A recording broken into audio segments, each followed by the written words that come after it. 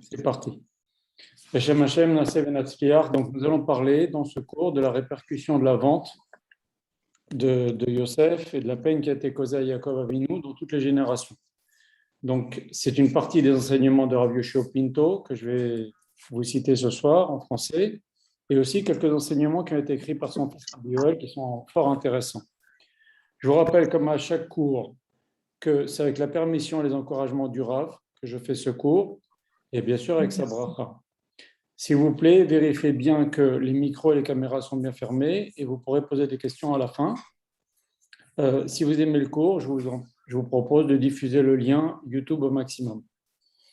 Ce cours est dédié à la mémoire de ma mère, Aléa Shalom, Simon Mecha Bat Rachmona Lebet Kohen Solal. Voilà. Donc, je vais donc vous citer quelques enseignements de Rabbi Shopito et de son fils que j'ai puisés dans leurs livres, dans leurs cours, pour vous faire profiter en français et vous faire connaître les Torahs de Shuvah Israël. Voilà, je vous en prie, il faut éteindre les caméras. Merci. Razak. Donc, le sujet, c'est les répercussions de la vente de Yosef dans toutes les générations. Et la question qui se pose, la première question, c'est en quoi nous sommes concernés ? Nous, on n'a pas participé à cette vente. C'est comme le faute du veau d'or. On dit que dans chaque génération, on paye la faute du veau d'or. En quoi sommes-nous concernés ? Quel rapport avec nous ? Alors déjà, avant de commencer, on va remettre en perspective pour les personnes qui n'ont pas vu le cours sur Vayeshev, qui est disponible sur la chaîne YouTube. C'est le cours dont le titre est Quel Nora Alila. On voit là-bas dans ce cours comment Akash Baruch Hu a organisé les événements pour amener les Juifs en Égypte. Et il s'est passé, malheureusement, ça s'est mal passé. Ça s'est passé par une vente des frères qui se sont haïs, qui ont vendu Yosef, etc. Donc là, il faut aller voir. Je propose celui qui veut d'aller voir le cours. Mais je vais un petit peu remettre un peu le cadre de la situation. On peut déjà se demander pourquoi Akash Baruch Hu il consacre 4 parachiotes à cette histoire de la vente de Yosef, la peine causée à Yaakov. Excusez-moi, je vous arrête votre caméra. Razak. Voilà. Pourquoi Akash Baruch Hu consacre 4 parachiotes à toute cette histoire-là de Yosef, de ses frères, Yaakov, la peine, etc. C'est les parachiotes de Vayeshev, Miketz, Vayigash, Vayechi. 4 parachiotes. Ça tourne autour de la vente de Yosef, la déchéance de Yehuda, la descente des frères en Égypte pour faire à manger, Yosef qui met ses frères à l'épreuve. Excusez-moi, je crois qu'il y a quelqu'un qui a un micro ouvert. Voilà, Razak.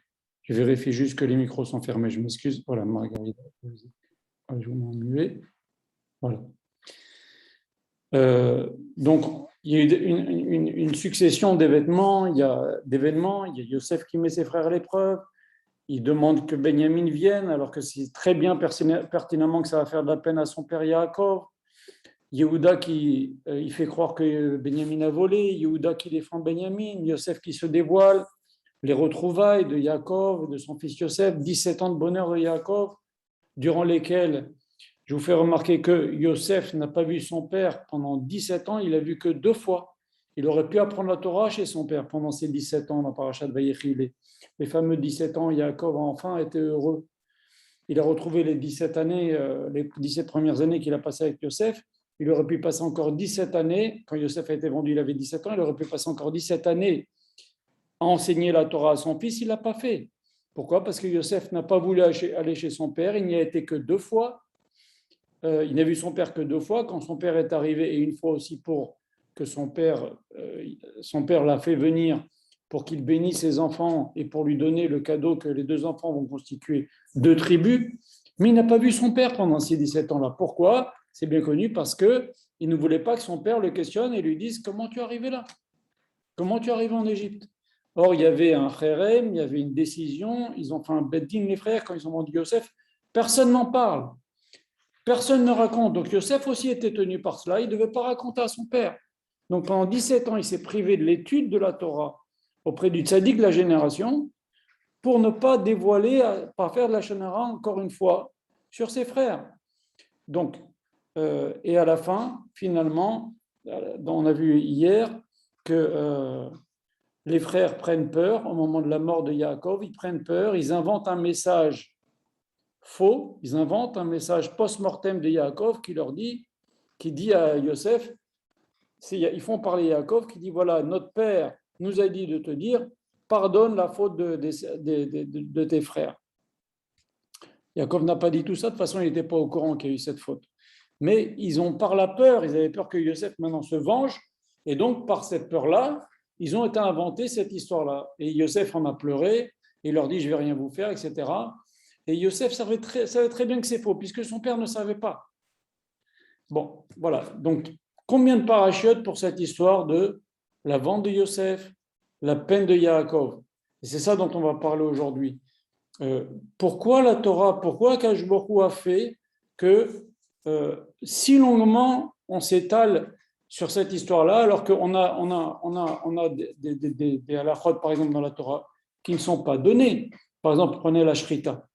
La Torah nous dit simplement, Akadosh Baruch Hu dit à Moshe Rabbeinu, tu feras la Shrita comme je te l'ai montré.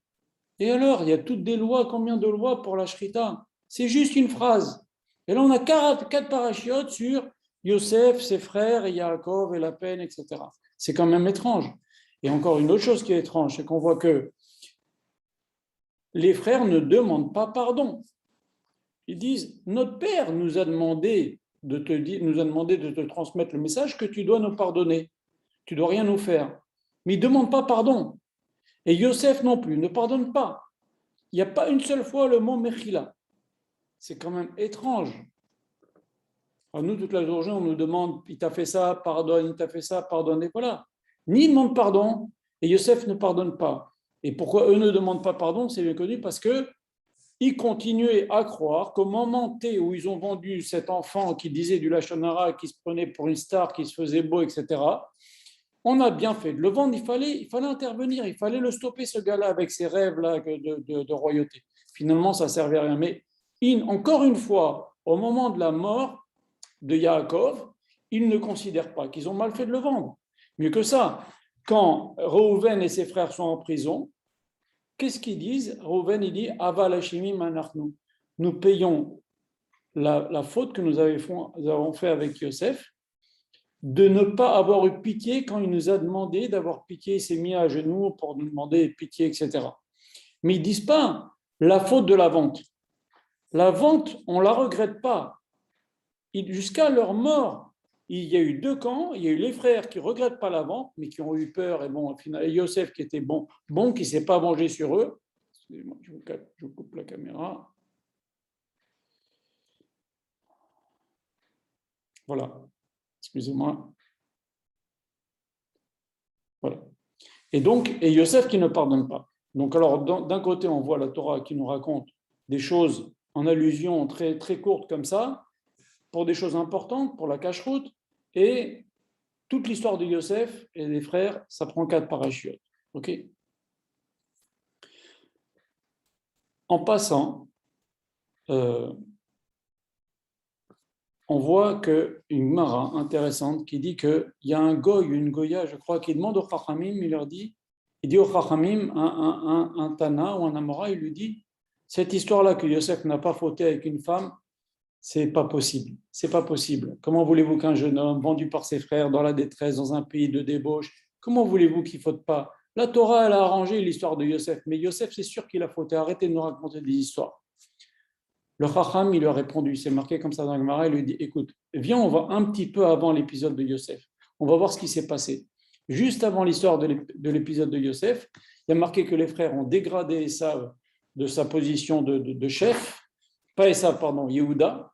Et Yehuda, qu'est-ce que nous dit la Torah? Littéralement, il a été qu'une prostituée. C'était Tamar, il y a plein d'explications là-dessus, etc. Mais il lui dit, tu vois, quand un homme il fait une bêtise, on le dit. Excusez-moi, ce n'est pas une bêtise, il y a beaucoup à dire. Akadosh Baruch Hu, il est en train de préparer la vie de Mashiach ici. Mais si on lit textuellement, la Torah n'a pas peur de dire que Yehuda, le chef, l'ancien chef des Israël, a été avec une prostituée. Donc, si la Torah elle dit que Yosef n'a pas été, il n'a pas été, on n'a pas peur de dire les choses. Donc, maintenant, ce cours que je vais vous faire, c'est donc la suite et la fin du cours sur Vayeshev qui parlait de Kel Nora Alila. On avait tiré quelques conclusions dans ce cours, que bien sûr c'est une faute qu'on paye dans chaque génération, on va en parler longuement maintenant, mais on voit dans le premier verset de l'Haftara, rappelez-vous, on en avait parlé dans le cours, le premier verset de l'Haftara de Vayeshev, Akash Baruch Hu dit « Je ne pardonnerai pas qu'on ait vendu un tzaddik pour le prix d'une paire de chaussures ». Et bien sûr, là-bas, on parle de Yosef. On avait raconté qu'à la fin du Second Temple, un gouverneur ou un roi romain a voulu apprendre la Torah, il a fait venir les Chachamim, il est tombé sur un verset dans lequel les Chachamim, un verset dans Mishpatim qui dit « Celui qui vend quelqu'un, qui kidnappe quelqu'un et qui le vend, il est chayav mita ».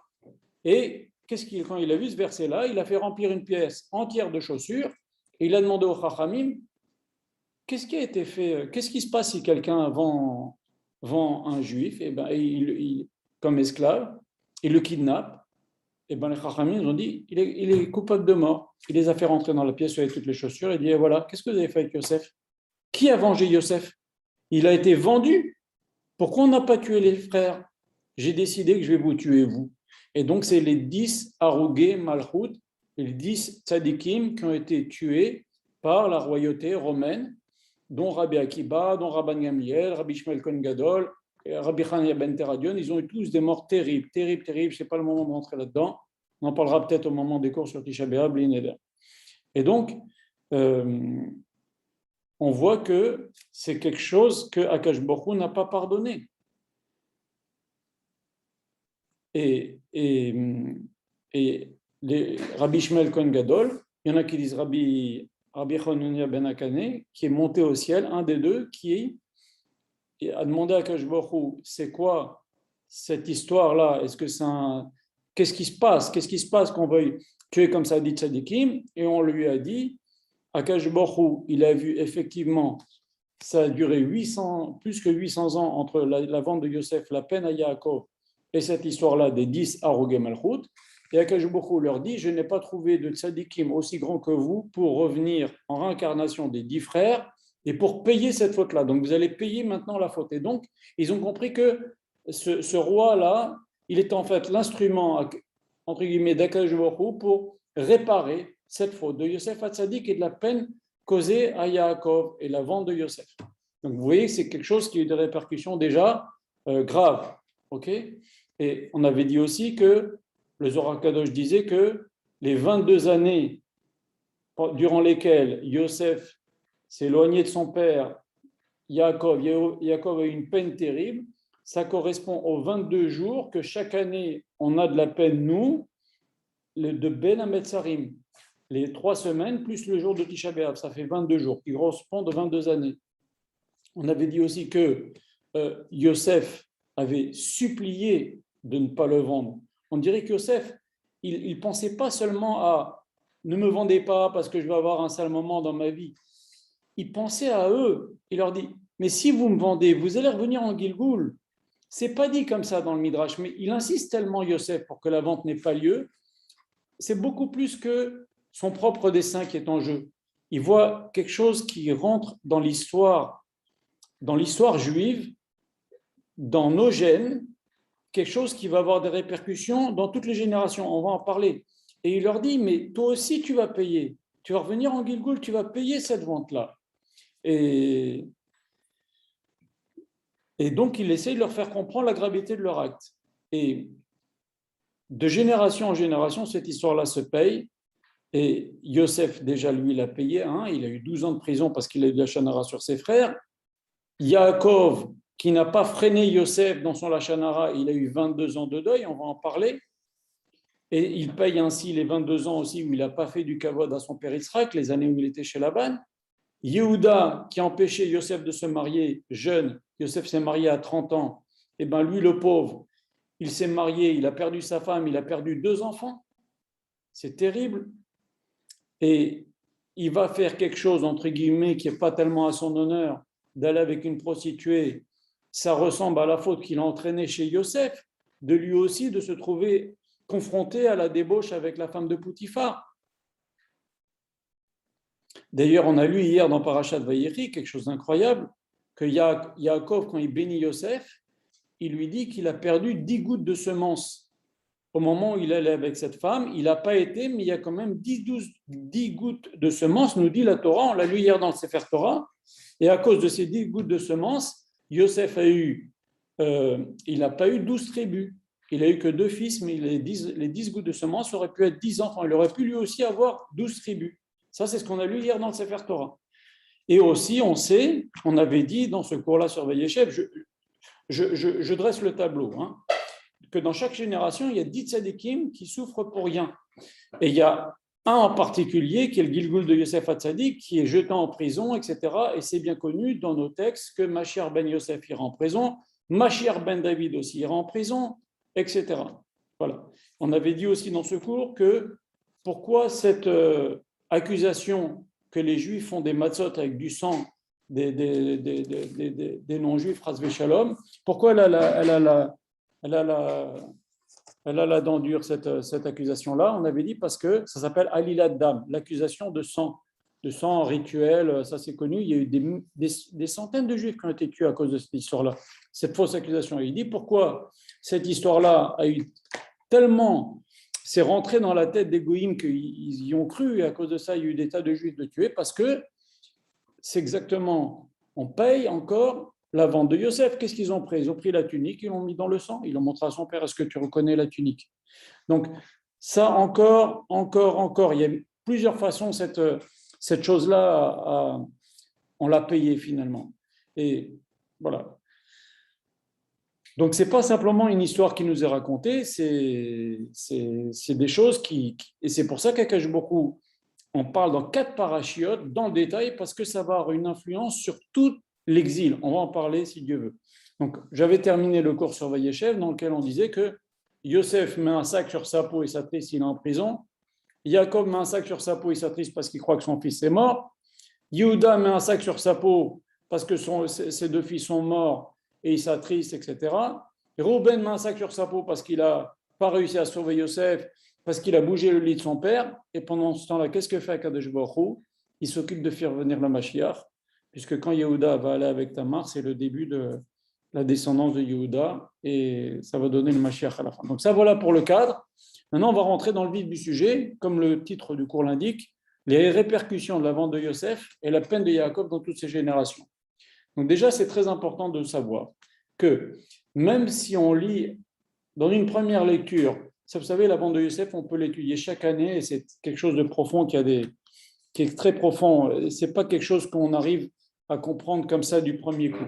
Moi, personnellement, chaque année, on relit, on arrive à voir des nouvelles choses dans les Midrashim, etc., pour voir la profondeur qu'il y a là-dedans. Mais déjà, il ne faut surtout pas croire que les Shevatim, les 10 Shevatim qui ont vendu Yosef, c'était des gens cruels, même si apparemment ça en a l'air, ils n'ont pas eu pitié, ils l'ont vendu, etc. Ce n'étaient pas des gens cruels. On avait dit dans le cours sur Kelnora Alila que Akash Baruch Hu a fait qu'il se trompe. Tout le monde s'est trompé dans cette histoire. Yosef qui a mal jugé, les frères qui ont mal jugé, Yosef qui a raconté ses rêves, qui a raconté la Shona. Tout ça, c'est Akash Baruch Hu qui a arrangé la situation pour nous faire descendre en Égypte. D'accord? C'est une sélection d'erreurs des tzadikim, on avait dit dans le cours. Mais les frères ne sont pas des gens cruels. Eux, ils ont fait selon leur vision des choses. Hein, on avait dit ça dans le cours. Je ne vais pas réétaler là-dessus. Donc, c'est des gens, c'est des super tzadikim, les frères. Et dans le Midrash Rabbah 84, il a indiqué quelque chose d'extraordinaire. Le Midrash dit ainsi: quand toi, Akadosh Baruch Hu, tu l'as voulu, eh ben, tu as mis dans les cœurs que les gens s'aiment. Et quand tu l'as voulu, Akadosh Baruch Hu, tu as mis dans les cœurs que les gens se haïssent. Ce qu'on a dit, quel Nora Lila, Akadosh Baruch Hu, il arrange que. Mais il n'empêche que, c'est vrai que c'était pour réaliser le projet d'Akadosh Baruch Hu, de les faire descendre en Égypte, et de réaliser la promesse qu'Akadosh Baruch Hu a fait à Avraham Avinu qu'on va descendre en Égypte, etc. Et Akadosh Baruch Hu a fait bien, même si ça a été dur, que ce soit Yosef qui vienne en premier et qui ait une épreuve vis-à-vis de la débauche, parce que grâce à ça, les Juifs vont pouvoir résister à 210 ans sans aucun Juif qui faute avec une goya. Il faut le faire. C'était très dur, mais il a tracé la voie. Et on avait dit qui a donné la force aux Bnot Israël de ne pas fauter? C'est Sarah qui a été prisonnière chez Paro pendant une nuit, et elle aussi, elle n'a pas fauté, elle a donné la force aux femmes. Mais malgré tout, c'est vrai qu'Akadosh Baruch Hu réalise son plan, mais la façon dont ça s'est fait, ça se paye. Pareil pour Yaakov, quand il a volé, il s'est déguisé, il a pris les brachot à Esav, Esav a pleuré, ces 3 gouttes de larmes que Esav a versé, ça s'est payé après, il a pleuré, Tsaka Gedula Omara, il a poussé un grand cri, des larmes. Pareil, Mordechai, à l'époque de Esther, avec le descendant de Esav, Aman, il va crier Tsaka Gedula Omara. En fait, c'est la forme. C'est vrai qu'Akadosh Baruch Hu a arrangé les événements pour qu'on descende en Égypte et que Yosef il vienne tracer la voie. Très bien, mais la forme a causé de la peine. Ça a causé de la peine à Yosef. Ça a causé une peine horrible à Yaakov, on va en parler maintenant. Et ça, c'est ça que l'on paye. C'est cette peine que l'on paye. Maintenant, c'est sûr qu'Akadosh Baruch Hu a voulu que, pour ça, pour nous faire descendre en Égypte. Mais la peine, ça va être très grave. Et c'est ça que l'on va payer. Et c'est ça qu'Akadosh Baruch Hu n'a pas pardonné. La peine qu'on a causée à Yosef et surtout à Yaakov. Et comme on l'a dit tout à l'heure, les frères ils se sont encore prosternés à la fin, mais ça n'a pas calmé. Ils se sont prosternés, ils ont dit pardonne, au nom de Yaakov, pardonne. Mais eux, ils n'ont pas demandé pardon. Mais malgré cela, Akadosh Baruch Hu est encore en colère de ce qui s'est passé. Comme on a vu l'histoire d'Arog et Malchut, etc. Voilà, ça n'a pas calmé la colère de Akadosh Baruch Hu. Dans les Yalkut Shimoni, il est marqué aussi que encore aujourd'hui, cette faute-là, de la vente de Yosef et de la peine de Yaakov, est en suspens. Elle n'est pas encore réglée. Dans le Midrash aussi sur Michelet, au tout début, il est indiqué, dans chaque génération, la faute de la vente de Yosef se perpétue. C'est-à-dire que se souvenir, Akadosh Baruch Hu en souvenir cette chose-là, et c'est quelque chose comme une épée de Damoclès sur nous, comme la faute du veau d'or. Vous savez bien que le veau d'or, on dit que dans chaque génération, même chaque peine qu'un juif a, chaque souffrance qu'a un juif, Akadosh Baruch Hu distille un peu la faute du veau d'or. On va en reparler maintenant, d'accord? Alors, on commence le cours Bezrat Hashem. Dans le livre de Megala Amukot, du rabbi de Hafta, il a indiqué ceci. Il y a une allusion aux conséquences de la vente de Yosef dans un verset qui nous dit celui-ci dans Vayomer Ish, quand Reuven et ses frères se retrouvent en prison, la première fois quand ils descendent en Égypte, Yosef il leur dit vous êtes des Meraglim, soit dit en passant, c'était effectivement ils vont venir aussi en Gilgoul dans les Meraglim. Il les met en prison, tous. Et c'est là que Reuven dit Vayomer Ish el Achiv, ils se sont dit l'un envers l'autre, Aval Hashemim Anachnu. Nous sommes fauteurs d'avoir pas écouté la peine, ce que je vous ai dit tout à l'heure, la peine de Yosef. Et dans ce verset-là, il y a 6 fois la lettre Aleph qui se suit. C'est marqué Ish, El, Achiv, Aval, Hashemim, Anachnu. 4 fois la lettre Aleph. La lettre Aleph, c'est 1000. Pardon, pas 4 fois, excusez-moi, 6 fois. Et donc, ça fait 6 fois 1000 pour nous dire, dit le Megala Amukot, que jusqu'au 6e millénaire, pendant tout le temps, depuis que cette faute-là a eu lieu, jusqu'au 6e millénaire, c'est-à-dire maintenant, pour nous, on ne va pas arrêter de payer cette histoire-là. Et dans ces parachiotes aussi, dans les parachiotes que je vous ai cités tout à l'heure, il y a 10 fois le mot Anashim. Je ne vais pas vous citer les versets, mais Anashim, on les a fait, les Anashim, etc., pour nous dire qu'il va y avoir 10 hommes qui vont payer la Roug et Malchut qu'on a dit tout à l'heure, à la fin du 2e temple, avec Kiba, etc., mais aussi dans chaque génération. Il y a toujours des tzadikim qui souffrent à cause de cette faute-là. Alors, a priori, c'est difficile à accepter. Pourquoi? Parce que nous, pourquoi on irait nous payer cette faute-là de la vente de Yosef? On n'a aucun rapport avec ça. C'est une histoire qui s'est passée il y a 3500 ans. On n'a rien fait, nous. Hein? Pareil pour le veau d'or, on peut poser la même question pour le veau d'or. Okay. Nous, on n'a pas participé au veau d'or, on n'a pas fait de l'idolâtrie, on n'a pas vendu Chas Vesholom notre frère, on n'a pas fait de la peine comme ça, comme ils ont fait les Shevatim à leur père. Alors pourquoi nous, on devrait payer cette chose-là? Vous comprenez? Et pour le veau d'or, les Chachamim m'ont expliqué que Moshe Rabbeinu a obtenu le pardon d'Akadosh Baruch Hu, mais Akadosh Baruch Hu, il a dit non, je ne pardonne pas. Je ne vous élimine pas maintenant, je ne vous tue pas maintenant, mais dans chaque génération, je vais distiller une petite goutte là de cette punition-là. Au lieu de vous donner tout d'un coup et éliminer comme Akadosh Baruch Hu voulait au départ, il a dit laisse-moi, il a dit à Moshe Rabbeinu, laisse-moi, je vais les détruire tous et je vais reconstruire le peuple d'Israël à partir de toi, comme on a commencé à partir d'Abraham. Et Moshe Rabbeinu, il a insisté, il tapait la tête contre le sol, il a insisté pendant 40 jours. Akadosh Baruch Hu était en colère. il a obtenu qu'Akadosh Baruch Hu, ne détruise pas un Israël, mais cette faute-là n'est pas effacée. La faute du veau d'or n'est pas effacée, Akadosh Baruch Hu va les distiller dans toutes les générations. Bon, pour le veau d'or, je comprends, mais la faute de la bande de Yosef, quel rapport avec nous?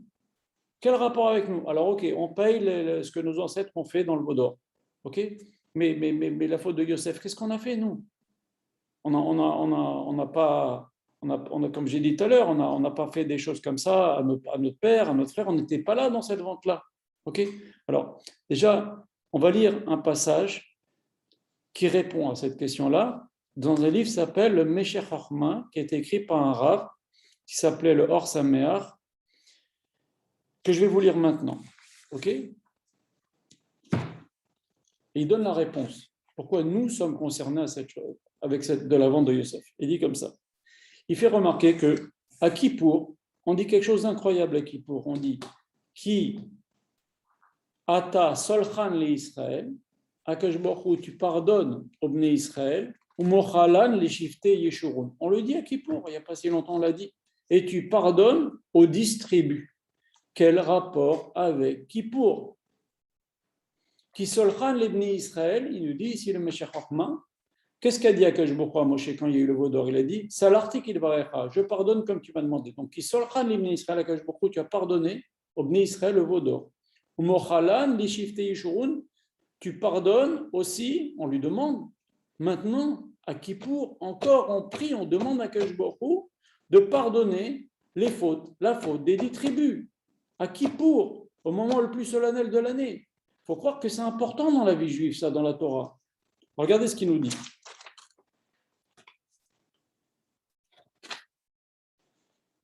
Il nous dit, si on voit dans la voda du Kohen Gadol, le jour de Kippour, on a dit, il ne met pas des habits avec de l'or.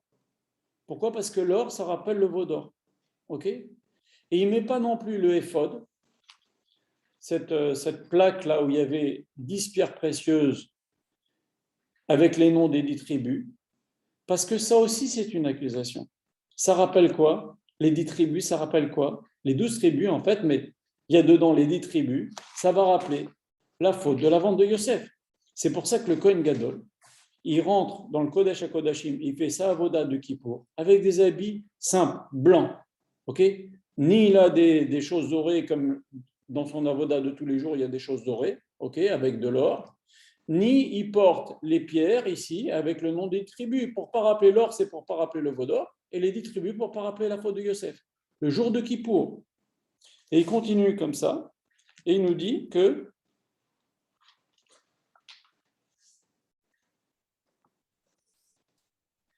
pourquoi la kapara est l'essentiel de la faute du Beth Amikdash, pardon, l'essentiel de la position du Beth Amikdash, c'était sur le territoire de Benyamin. Il y a juste une petite parcelle du Beth Amikdash qui était sur Yehuda, là où il y avait le Misber, il me semble.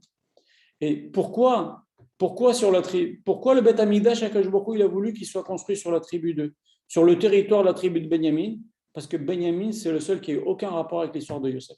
Parce qu'on peut dire même Yosef, il a une histoire avec la vente de Yosef. Parce que lui, il a raconté de la Chanara. Et lui, il a énervé ses frères. Donc, il a participé. Donc, le seul qui a eu rien à voir dans toute cette histoire, c'est Benyamin. Akadosh Baruch Hu, il a dit le Beth Amikdash, il doit être sur le territoire de Benyamin. Et il continue, il nous dit la chose suivante. Il nous dit pourquoi le Beth Amikdash a été sur le territoire de Benyamin? Parce que tous les frères ont eu, comme je vous l'ai dit, ont eu une part dans la vente de Yosef. Et quand on va prier au Beth Amikdash, Akadosh Baruch Hu va avoir pitié de nous, malgré que les frères n'ont pas eu pitié de Yosef. Et on voit dans un verset de la Torah, où Akadosh Baruch Hu nous dit Poked Avod Avon Avot Al-Banim, Akadosh Baruch Hu, il fait payer la faute des pères aux enfants. Ah, c'est étrange parce qu'il y a d'autres versets qui disent exactement l'opposé, mais ça, on pourra l'expliquer. Et l'Agmara nous dit, oui, Akadosh Baruch Hu, il fait payer la faute des pères aux enfants si les enfants continuent à faire les mêmes fautes que les parents. Et quand les Bnei Israël, écoutez bien, c'est ça le Yesod dont je veux vous parler aujourd'hui, un des Yesod, le premier Yesod, c'est que quand les Bnei Israël continuent à faire des fautes entre l'homme et son prochain, ça réveille la faute ultime, capitale de l'homme et son prochain, c'est la vente de Yosef. Ils ont vendu Yosef, ils ont fait de la peine à leur père. C'est une faute, la méga faute. Et ça la réveille. Comme quand les Juifs font une faute entre l'homme et Akadosh Baruch Hu, ça s'appelle Ben Adam Lamakom, ça réveille la faute ultime de la faute de Ben Adam Lamakom entre nous et Akadosh Baruch Hu. C'est quoi la pire des fautes qui a été faite dans l'histoire? C'est le veau d'or. Et c'est ce qu'il nous dit ici. Il nous dit, tant qu'un Juif, quel est le rapport entre nous et la faute du veau d'or? Ça s'est passé à 3300 ans. Quel est le rapport entre nous et la faute de la vente de Yosef? Ça s'est passé à 3500 ans et plus. C'est parce qu'à chaque fois qu'un Juif va faire une faute entre l'homme et son prochain, ça rappellera la faute ultime, la plus grave entre l'homme et son prochain, c'est la vente de Yosef et la peine causée à Yaakov. Et à chaque fois qu'un Juif va faire une faute entre nous et Akadosh Baruch Hu, ça rappelle la faute ultime, la faute du veau d'or que les Juifs ont fait. Et donc, quand on fait ces fautes-là, même nous, à notre génération, 3000 et quelques années après, on rappelle ces choses-là. Ça rappelle à Akadosh Baruch Hu ces choses-là. C'est ça le premier yesod que je voulais vous dire aujourd'hui. Et c'est pour cela que, donc, on ne voulait pas que le Kohen rentre avec ses. Akadosh Baruch Hu a demandé qu'on ne rentre pas avec les pierres précieuses, avec le nom des 10 tribus, pour ne pas rappeler non plus la faute de Yosef. Et pour terminer, le Meshech Chochma nous dit la chose suivante. C'est pour ça qu'on dit Ki ata sol akipour, ki ata sol chan li Israël, Akadosh Baruch Hu, tu pardonnes au Bnei Israël la faute du veau d'or, comme a dit Salartiki de Varecha. Ou Mochalan li shifte Yeshurun, on demande à Akadosh Baruch Hu encore le jour du Kippour, chaque juif qui prie, on demande à Akadosh Baruch Hu, on lui dit Akadosh Baruch Hu pardonne la faute des Shevatim. C'est une histoire qui nous traîne, qui nous pèse encore sur nous, encore aujourd'hui. Voilà. Donc,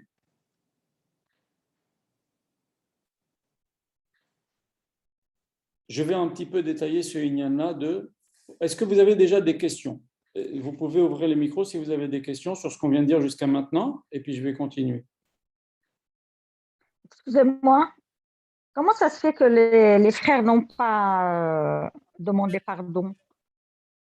Parce qu'ils considéraient qu'ils avaient bien fait. Selon la situation et leur calcul au moment T, avec ce jeune homme de 17 ans, qui est le petit chouchou de papa, qui dit de la shonara sur nous, qui va peut-être faire en sorte de, entre guillemets, pousser papa à nous virer, comme Abraham a viré Ishmaël, il a viré aussi les 10 fils avec Agar, comme Israël a viré Esav. Il va aussi nous faire virer, et puis lui, il va être la descendance de Abraham, Israël, Jacob, Yosef, et puis nous, on va être out. Et donc, eux, ils considéraient encore, même au moment, après la mort de Yosef, après la mort de Jacob, ils considéraient qu'il n'y a pas de nom des Mechila. Au moment où on l'a fait, on pense qu'on a bien fait. Et aujourd'hui encore, si c'était à refaire, dans les circonstances où ça s'est fait, avec ce jeune un peu écervelé, excusez-moi, mais comme ça, ils l'ont pris, avec des rêves de royauté, etc., eh ben, on l'a bien fait. Donc, ils n'ont pas demandé Mechila. Est-ce qu'il y a d'autres... comment ça... ouais, d'accord, là j'ai compris. Mais Yosef, lui, il a quand même pardonné. Mais comment vous avez dit Yosef n'a pas pardonné. Yosef n'a pas pardonné. Yosef n'a pas pardonné. On voit dans le texte, il n'y a aucun endroit. Yosef dit je vous pardonne. Il a dit je vais. Non, mais dans la Torah, on voit que Yosef, il a dit à ses frères je vous en veux pas. Kadosh Baruch Hu, il m'a emmené dans. Donc, c'est un pardon. Vous avez raison. Non, madame, ce n'est pas un pardon. C'est une consolation. Akadosh Baruch Hu a fait que, comme je vous ai dit tout à l'heure, Akadosh Baruch Hu, en fait, il prépare la descente en Égypte. Mais la peine qui a été causée à Yosef et la peine qui a été causée à Yaakov, ça, il n'y a pas eu de pardon. Il n'y a pas aucun endroit le mot pardon. D'ailleurs, à aucun moment, les frères, on va en parler parce qu'il y a un gros morceau quand même. Il n'y a pas que la vente de Yosef, il y a aussi la peine causée à Yaakov, où il y a marqué dans la Torah que les frères sont venus demander Mechila. D'ailleurs, ils ne l'ont pas dit. Yaakov, il est mort sans savoir que les frères ont vendu. Il a eu une prophétie, il a dit, ses frères l'ont haï, on l'a lu hier. Hein, Baalei Chitzim, etc. Mais à aucun moment les frères sont venus demander Mechila à Yaakov de la peine qu'ils lui ont causée, et on va en parler. À aucun moment les frères sont venus demander à Yosef, excuse-nous d'avoir fait un tel tsar, une telle peine. Cherchez, il n'y a pas le mot Mechila dans la Torah. Il y a d'autres questions, s'il vous plaît? Razak, madame, c'est une très bonne question. Est-ce qu'il y a d'autres questions? Bon, alors je continue, ok? On va essayer un petit peu de comprendre aussi ce sujet-là, comment on peut faire payer à des enfants des fautes qu'ils n'ont pas fait, des fautes qui ont été causées par le père, mais que les enfants continuent. On avait dit que sur ce verset, Poked Avot Albanim, Akash Baruch Hu, il fera payer la faute des pères aux enfants, parce qu'Akash Baruch Hu, c'est un dinémètre. Si les enfants ne font rien, il ne les fait pas payer, ok? Mais si les enfants suivent la mauvaise habitude du père, même un petit peu, ou de la mère, même un petit peu, alors Akash Baruch Hu punit les enfants pour leur faute, et aussi il leur fait payer la faute des parents. Et ça, c'est marqué dans la Torah. Donc le premier épisode qu'on a appris ce jour, aujourd'hui, dans ce cours, c'est que à chaque fois qu'un juif et une juive fait une faute entre l'homme et Akadosh Baruch Hu, il rappelle et il réveille la faute du veau d'or. Et à chaque fois un juif ou une juive fait une faute entre son prochain, on lui fait du mal, on le vole, on l'insulte, on lui fait de la peine, je ne sais pas quoi, ok? On dit la shonara, etc. On rappelle et on réveille devant Akadosh Baruch Hu la faute de la vente de Yosef. C'est la faute ultime de l'homme et son prochain et la peine que ça a causé auprès de Yaakov.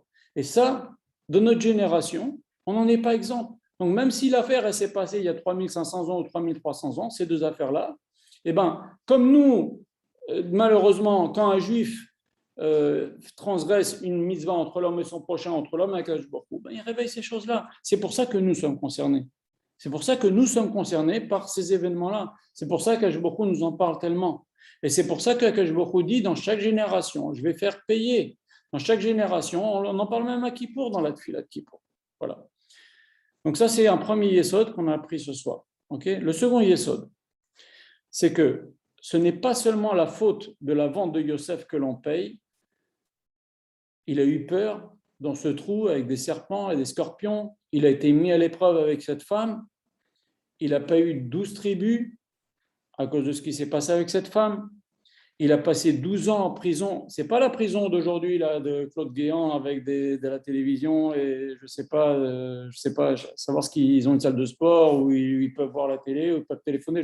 C'est un trou, c'est une sale prison hein, en Égypte. Ça, on le met dans un trou comme ça et là-bas, il y a un monde dans ce trou-là. Il était le chef de prison, mais Yosef, imaginez-vous, il est resté 12 ans sans se tailler la barbe et sans se couper les cheveux. Vous imaginez la tête qu'il avait, le pauvre. Un tzaddik comme Yosef, pour rien. Pour rien. Donc, il a souffert, ils l'ont fait souffrir. Yosef s'est marié tard, s'est marié à 30 ans.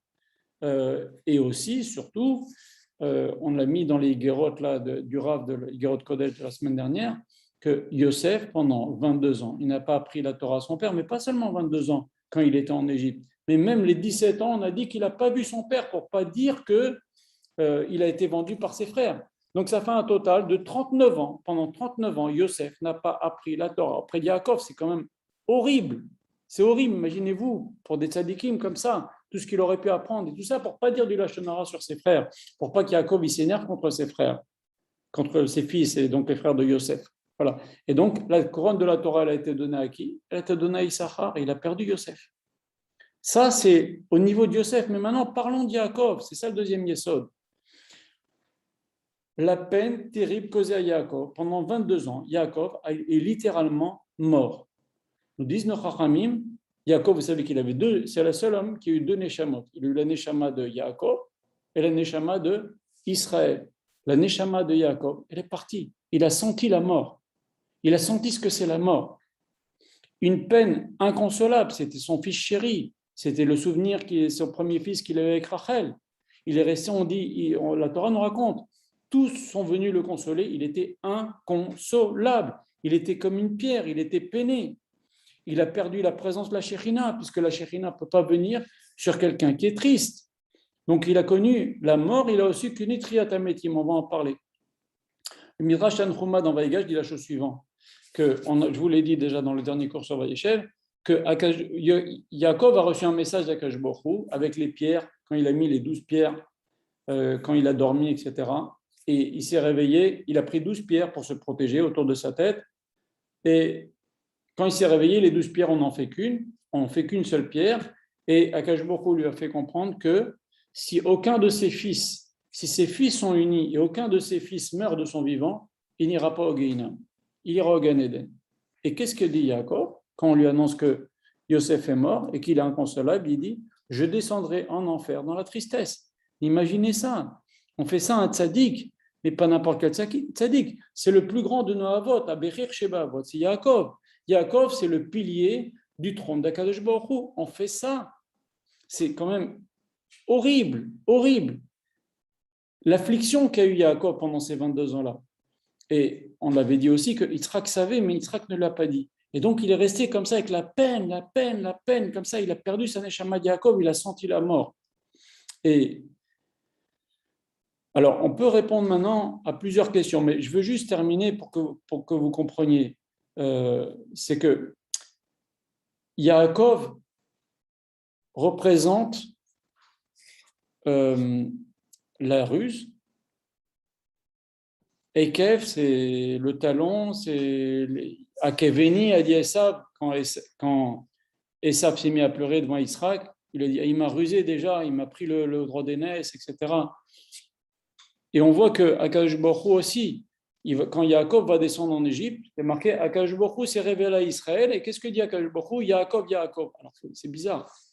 Bizarre. Akadosh Baruch Hu, il y a marqué dans la Torah, Akadosh Baruch Hu a parlé à Israël dans la nuit, une prophétie. Et Akadosh Baruch Hu, dans la prophétie, il dit Yaakov, Yaakov. Alors écoutez, je vais vous raconter un midrash, il dit quelque chose de très très joli. Il dit il y avait un jour un prince, et le père, le père, lui dit écoute, maintenant tu es grand, tu es bar mitzvah, je vais te faire un bel habit.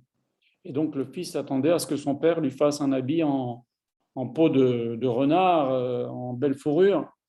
Et voilà que son père lui fait en peau de bête assez stram, allez, on va dire en ours par exemple. Okay, c'est beaucoup moins noble. Alors son père, ce fils lui dit mais papa, pourquoi tu ne me fais pas comme tous les princes un beau costume en peau de renard? Il lui dit écoute, t'es encore jeune, tu fais des bêtises, tu te bagarres, tu joues au foot, tu tombes, tu vas l'abîmer ton truc. Tu vas l'abîmer. Quand tu vas te marier, je te ferai un beau costume. Effectivement, quand le fils va se marier, son père lui fait faire un très beau manteau en peau de renard. Alors le fils, qu'est-ce qu'il fait? Il dit je vais jeter mon manteau en peau d'ours, là, qui est effectivement tout abîmé, tout rayé, parce qu'il est tombé, il s'est cogné, il s'est blessé, il s'est égratigné. Son père lui dit non, garde-le, on ne sait jamais. Un jour, tu peux être amené à remettre ce truc-là, pas vouloir que ton beau costume s'abîme. C'est exactement la même chose avec les noms de Yaakov et de Israël. Yaakov, Akash Baruch Hu, c'est vrai qu'il a nommé Israël après le combat avec l'ange d'Esav, mais Akash Baruch Hu a continué à l'appeler Yaakov. C'est ça la différence entre Abraham et Yaakov et Israël. Akash Baruch Hu, une fois qu'il a appelé Abraham, avant il s'appelait Abraham, il a continué à l'appeler Abraham tout le temps, et on ne peut plus l'appeler Abraham. Mais il y a Israël et Yaakov, Akash Baruch Hu a continué à l'appeler Yaakov. À quel moment? Au moment où il y a marqué justement, Akash Baruch Hu s'adresse à Israël dans la nuit et lui a dit Yaakov, Yaakov. Pourquoi? Parce que Yaakov, ça représente le moment où il a été obligé de faire des coups. Et ce n'était pas Kavod qu'Akash Baruch Hu appelle Israël avant. Pourquoi? Parce qu'il va faire, excusez-moi, mais entre guillemets, un coup à Esav, il va lui prendre le droit d'aînesse, il va lui piquer les brachot, il va ruser, il va essayer de défendre ses intérêts avec la vanne. Ce n'était pas Kavod qu'un homme qui fasse des choses que c'est difficile à comprendre qu'il avait raison de le faire, de voler les bras, de se déguiser, prendre les brachot, etc. Ce n'était pas Kavod que ces actions-là soient associées au nom Israël. Israël, c'est la noblesse. Et maintenant qu'il descend en Égypte, Akash Baruch Hu lui dit exactement ce que le roi a dit. Il dit allez, ressors les vieux vêtements, le vêtement un peu abîmé là. Il lui dit Yaakov, Yaakov, parce que maintenant il va se passer quelque chose de mauvais. Ils vont descendre en Égypte. C'est vrai que tant qu'Yaakov était vivant, il n'y avait pas eu de Shivoud, mais on va le voir maintenant dans notre paracha, c'est quand même un événement grave qui commence, la descente en Égypte. Et maintenant, on va essayer de comprendre une chose. Pourquoi, si Yaakov s'est révélé à Yosef au moment où il était avec la femme de Poutifar, donc Yaakov était au courant. Deuxième question. On dit que Yaakov l'omet. Le Chachamim dit Yaakov l'omet. Mais c'est quand même étrange parce que la paracha la semaine dernière nous raconte avec détail l'enterrement de Yaakov. Alors il faut savoir que comme il avait deux noms, Yaakov, il avait Yaakov et Israël, il avait deux Neshamot. Quand on lui a annoncé le décès de Yosef, la Neshama de Yaakov est partie. Et c'est cette Neshama-là qui est venue parler à, comme nous disent les Chachamim, il a vu des mots d'Yukno Shelaviv, il a vu le visage de son père, Yaakov. Mais cette Neshama-là, elle n'est pas revenue. Elle n'est pas revenue chez Yaakov. Donc Yaakov n'était pas au courant, même si c'est sa Neshama qui est venue parler à son fils, Yaakov n'était pas au courant. Et qu'est-ce qui a marqué quand on lui a annoncé, Sarah Batacher lui a dit, Yosef est vivant, il y a marqué, va tehir Ruach Yaakov. La Neshama de Ruach Yaakov, elle est revenue. Mais la Neshama d'Israël, elle n'est jamais perdue. Donc en fait, il a connu la mort, la Neshama de Yaakov est partie, et ça c'est une peine terrible, et ça c'est une douleur terrible, et c'est ça que l'on paye. Et il a aussi connu Triyat Hametim, puisque la Vatechir Ruach Yaakov, la Neshama de Yaakov est venue. Et quand il a vu son fils, qu'est-ce qu'il a dit? Amuta pa, maintenant je peux mourir. C'est-à-dire maintenant c'est la Neshama d'Israël qui va partir. Et il y a marqué quoi à la fin de la Torah, de la paracha de la semaine dernière? Il y a marqué Veikrevu Yemé Israël Amut. Ils se sont approchés les jours d'Israël pour mourir, l'époque où Israël va mourir. Pas Yaakov. Yaakov ne peut plus mourir parce qu'il est déjà mort, il a eu Triyat Hametim. La Neshama de Yaakov, c'est ce que nous disent le Chachamim, lo met. La Neshama de Yaakov, lo met. C'est la Neshama de Israël qu'il a quitté quand il est mort. Mais il y a la Neshama de Yaakov, lo met. Pourquoi? Parce que quelqu'un qui a eu la mort et Triyat Hametim ne peut pas mourir une autre fois.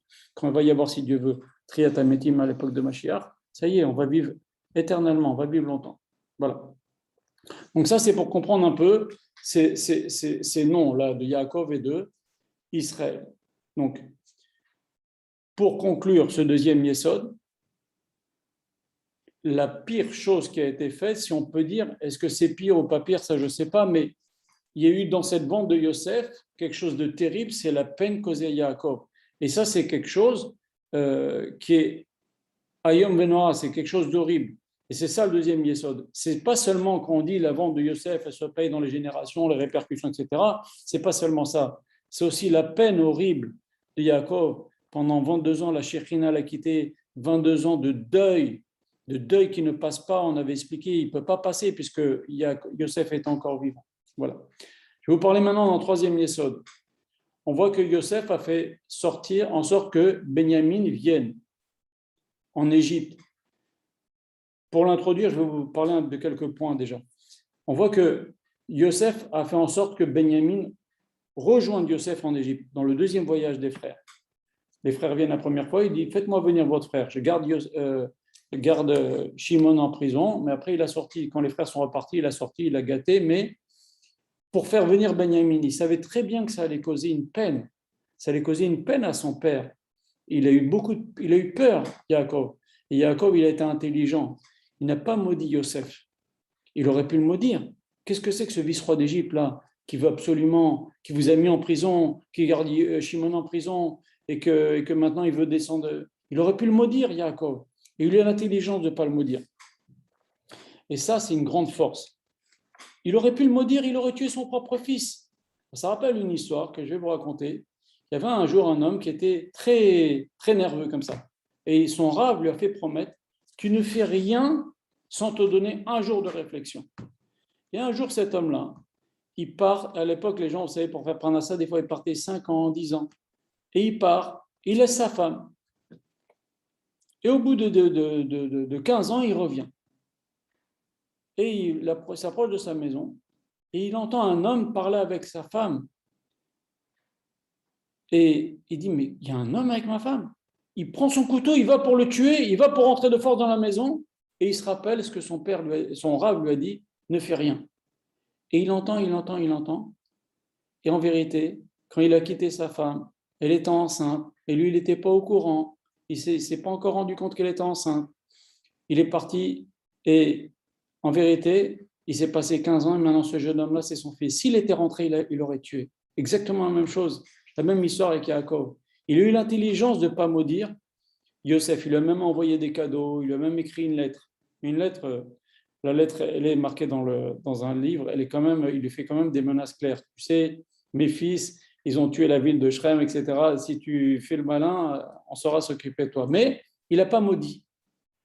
Alors maintenant, pourquoi, on revient à notre question, pourquoi Yosef fait descendre Benjamin en Égypte? Alors nos Rachamim nous disent que il y a eu 4 sorties des Bnei Israël. La première, ils sont descendus et ils sont ressortis avec leur premier achat de blé. La deuxième, ils sont venus avec Benjamin. Yosef se dévoile et ils ressortent avec Benjamin. La troisième fois, c'est quand la troisième fois, c'est pour l'enterrement de Yaakov. Et la quatrième fois, c'est la fameuse sortie d'Égypte avec Moshe Rabbeinu. Et ça représente les 4 exils. Et on va voir. Le premier exil, c'est quand ils sont venus pour acheter du blé. C'est l'exil de Babel. C'est l'exil après le premier temple. Le deuxième exil, c'est les Mèdes, Madaï, c'est Achashverosh. Et ça, c'était le deuxième exil. Et il était important que Benjamin vienne, malgré que ça fera de la peine à Yaakov, pour qu'ils viennent au moment où Yosef va se déclarer. Et donc, ils vont ressortir. Et ça, c'est l'exil de Madaï. Et qu'est-ce qui s'est passé quand Benjamin est venu? Ils ont bu du vin. Excusez-moi, il faut couper la caméra, madame. Voilà. Ils ont bu du vin, les frères, alors que Yosef et ses frères, chacun de son côté, avaient décidé de ne pas boire de vin jusqu'à qu'on retrouve Yosef. Et Yosef, voilà qui boit du vin avec Binyamin. Et Binyamin sort avec 5 habits. C'était le prélude à la fête de Purim. C'est pour ça qu'il fallait absolument que, dans l'exil de Med, qui représente la sortie, la deuxième sortie, quand ils sont sortis avec Binyamin, ils sont partis à la rencontre de leur père, il fallait que Binyamin soit là pour préfigurer l'exil de Med. Donc il y avait le vin et les 5 habits de Mordechai, les 5 habits que Yosef a donnés à Binyamin. La troisième, c'était l'enterrement de Yaakov, c'est Galout Yavan. Et la quatrième sortie, c'est la Galout Edom, celle dans laquelle nous sommes. Alors maintenant, voilà le troisième yesod dont je vais vous parler aujourd'hui, c'est pourquoi l'exil de Esav, de Edom, dans lequel nous sommes, est si long. Et ça aussi, ça fait partie des répercussions, on va voir, de la vente de Yosef et de la peine qui a été causée à Yaakov. Pourquoi cet exil-là est si long? Ça fait 2000 ans, qu'on a 1900 et quelques années qu'on est sorti qu'il y a eu la destruction du deuxième temple. Pourquoi ça ne s'arrête pas? Et pourquoi Dafka, c'est cet exil de Esav? Alors, vous savez que l'exil de Esav a commencé. Madame, je vous en prie, il faut couper la caméra, s'il vous plaît. Voilà. L'exil de Esav a commencé à la destruction du deuxième temple par les Romains, qui a été causée par la haine gratuite. Ça vous rappelle quelque chose, hein? Car, il répond comme ça, le Rabbi Nathan Epchips. Il dit que Esav a fait la misva de respect des parents au maximum. Personne n'a fait comme lui. Ok? Mais les nés Israël, quand ils ont fait de la peine comme ça à leur père, eh ben, avec la haine gratuite, et quand ils ont vendu Yosef, quand ils ont eu la haine gratuite au moment du deuxième temple, eh ben, ça a réveillé le mérite de Esav. Comme Israël a fait la bracha à Esav, tant que Yaakov fait bien les mitzvot, tu ne peux rien contre lui.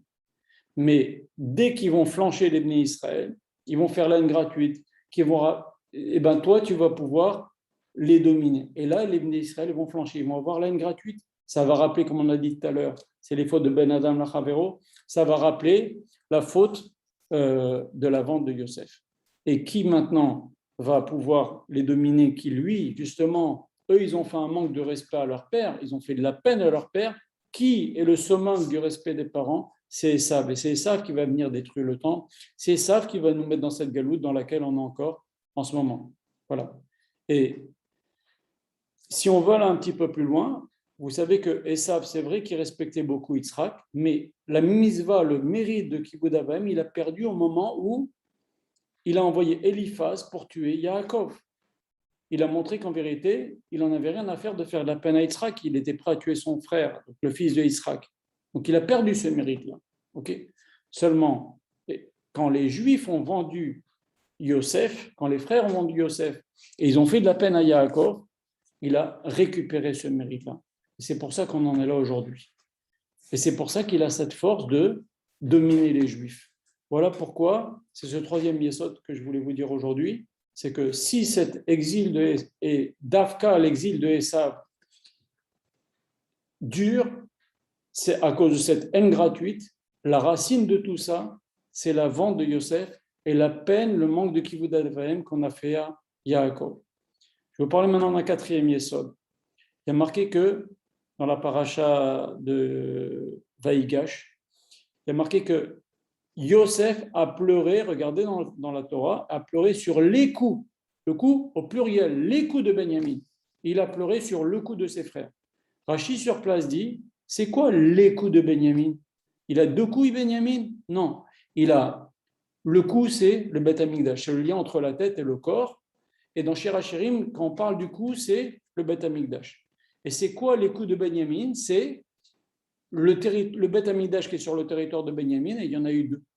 Yosef a pleuré sur le coup de Benjamin, les deux Beth Amikdash, au pluriel, la Torah nous dit les coups, parce que cette faute-là, malgré que Yosef s'est dévoilé, malgré que Yehuda était prêt à défendre Benjamin et pas recommencer à vendre un frère, à laisser abandonner un frère, etc., cette faute-là, Yosef pleure parce qu'il sait très bien que cette faute-là n'est pas pardonnée, elle ne sera pas pardonnée à cause de ça, les deux temps vont être détruits.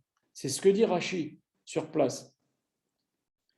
Et donc, on voit dans notre paracha, donc je reviens à la question de madame tout à l'heure, les frères n'ont pas demandé pardon parce qu'ils pensaient avoir bien fait, et Yosef n'a pas pardonné, et c'est étrange.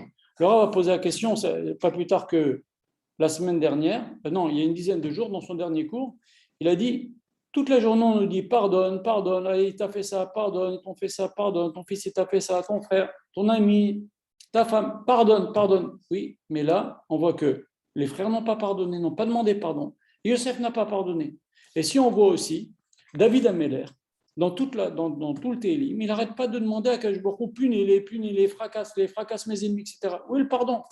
Voilà pourquoi nous, on doit pardonner. Et Yosef ne pardonne pas. Et David, dans Télim, il n'arrête pas de demander à Kadosh Baruch Hu de punir les ennemis. Il ne pardonne pas. À aucun endroit, il ne pardonne pas. Au contraire, il y a plein de Télim où Kadosh Baruch Hu, il dit à Kadosh Baruch Hu, fracasse-les, rends leurs enfants orphelins, rends leurs femmes veuves. Par les phrases dures, David Améler. D'ailleurs, la Gemara, elle demande, elle dit bon, déjà, on va répondre à cette question-là, parce que la dispute entre les frères et Yosef, ou bien les luttes de David, touchaient les fondements du judaïsme. Et quand quelqu'un touche aux fondements du judaïsme, et Yosef aussi, il a vu que cette histoire-là, elle allait traîner dans les générations, ça ne sert à rien de pardonner, on ne peut pas pardonner.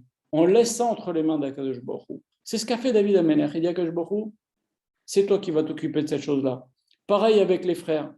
Ils n'ont pas demandé pardon. Eux, ils pensaient avoir bien fait. Yosef, il aurait pu dire, bon, vous ne me demandez pas pardon, mais je vous pardonne quand même. Non. Ça, il a vu que c'est un truc qui va régler, qui va durer pendant des générations et des générations. Comme je vous l'ai dit tout à l'heure, comme on l'a cité dans les Midrashim, c'est des choses qui vont traîner. Donc, il n'y a pas de pardon. C'est des choses qui touchent le fond du peuple juif. La Gemara demande et dit, si la haine, c'est quelque chose de mauvais, alors pourquoi Akadosh Baruch Hu l'a créé? Alors, la Gemara répond en citant un verset de Tehilim où David Améler dit la chose suivante, Tachlit Sina Sanetiv. Je les ai haïs, les gens qui étaient, on va voir de qui on parle, mais je les ai haïs dans le but même que toi, Akadosh Baruch Hu, tu as fait en créant la haine. Alors, c'est quoi? C'est la haine est interdite, c'est pas bien, mais si quelqu'un touche aux bases de la Torah, au fondement de la Torah, on a la mitzvah de l'haïr et de lui faire la guerre. C'est pour ça que David Améler, non seulement il dit Tachlitina Sanetiv, je les ai haïs au maximum, mais il demande à Akadosh Baruch Hu de les punir, etc. Parce que tous les gens qui touchent au fondement de la Torah, on doit leur faire la guerre, on ne doit pas se laisser faire. Voilà. Alors maintenant, on va toucher le quatrième yesod. C'est qu'il y a marqué dans Bereshit Rabbah quelque chose d'extraordinaire. Il y a marqué Esav ne tombera qu'entre les mains des fils de Rachel et Manou, donc Yosef et Benjamin. Tout simplement, le sens simple, c'est parce que, on a dit tout à l'heure, Esav, c'est le respect des parents. Quand les frères ont vendu Yosef, c'était la pire chose qu'on puisse faire à son père, lui faire croire qu'on a tué son fils. Et quel père, Yaakov Avinu? Yosef et Benjamin n'ont pas participé là-dedans, donc eux, ils ont le pouvoir de lutter contre Esav, comme nous disent les Chachamim dans Midrash Rabbah, les fils de Rachel, c'est eux qui auront le pouvoir de éliminer Esav. Et d'ailleurs, si vous voyez, Yaakov a pensé à revenir de chez Lavan à partir du moment où il avait peur de rencontrer Esav. Mais à partir du moment où il est né Yosef, il a dit, j'ai le srout de Yosef, je peux aller l'affronter. Ce que dit Rashi sur place. Alors dans Kedushin, en page 31, il y a marqué une chose extraordinaire. À la fin du second temple, il y a eu un épisode que vous connaissez certainement. Le pectoral du Kohen Gadol, là où il y a les 12 tribus, chacune avec une pierre précieuse, et en dessous, il y avait le nom des Shevatim, ok. Il y a la pierre de Binyamin qui est tombée, qui a été perdue. Et les Juifs ont appris qu'il y avait un monsieur qui vivait à Ashkelon, qui s'appelait Dama ben Netina, vous connaissez certainement cette histoire, qui était un descendant de Esav, qui avait justement cette pierre, ça s'appelait le Yaspé. Et donc, ils sont venus lui dire, est-ce que tu veux bien nous vendre cette pierre? Ils sont venus avec une somme d'argent colossale. Il a dit, je ne peux pas, parce que les clés du coffre sont sous l'oreiller de mon père, je ne vais pas réveiller mon père. Kivudavem, encore une fois, les descendants d'Esav avec Kivudavem. Ok? Et la Gemara continue, il nous dit que pour le mérite de ce Kivudavem, il a été prêt à perdre beaucoup d'argent.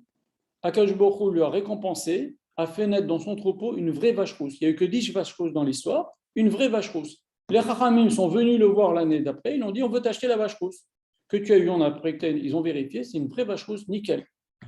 Ils lui ont dit bon, on va te la payer. Il dit donnez-moi juste l'argent que j'ai raté l'année dernière parce que je n'ai pas voulu réveiller mon père. Et ils lui ont donné, ils ont pris la vache rousse. Ça, c'est ce que dit la Gemara. Okay. Alors déjà, on peut s'étonner parce que les pierres du pectoral du Kohen Gadol, il n'y a pas plus précieux. Comment on a pu la perdre? Pourquoi la pierre de Binyamin en plus? Ça, c'est étrange. On peut se demander ces choses-là. Okay. Alors, il faut comprendre que on va voir qu'Akash Baruch Hu ici a fait, c'était à la fin du deuxième temple, okay. Pas tout à fait à la fin, mais avant la fin du deuxième temple, là où il y a eu la haine gratuite, Akash Baruch Hu fait un remez au Bnei Israël. Il leur dit, réveillez-vous dans la mitzvah de Kivud Avaim, parce que ça réveille Esav. Réveillez-vous aussi dans la mitzvah de haine entre les frères, parce que ça réveille Esav, il va venir détruire le deuxième temple. Et maintenant, on peut se demander, pourquoi Binyamin? Aussi, il y a un remez là-dedans, parce que Benjamin, c'est le seul qui a bien fait la mitzvah de Kivud Avaim. Parce que Yosef, il a été faire du Lachon Hara, il a entraîné qu'il y a eu la vente, ça a fait de la peine à son père, même lui, il est responsable. On dit qu'il va revenir en Rabbi Akiba Ben Yosef, etc., il va payer. Okay. Et Benjamin, lui, il a bien fait la mitzvah de Kivud Avaim. Mais vous savez pourquoi? Regardez jusqu'où ça va. Vous savez que quand on va apprendre quelque chose à des enfants, il y a ce qu'on dit et il y a ce qu'on fait. Il faut que l'enfant non seulement nous écoute, mais il nous voit faire ce qu'on lui dit de faire. Or, les 11 frères, quand ils étaient dans la maison de Lavan, ils n'ont pas pu voir. Jacob leur disait qu'il faut respecter les parents, mais ils n'ont pas pu voir respecter son père.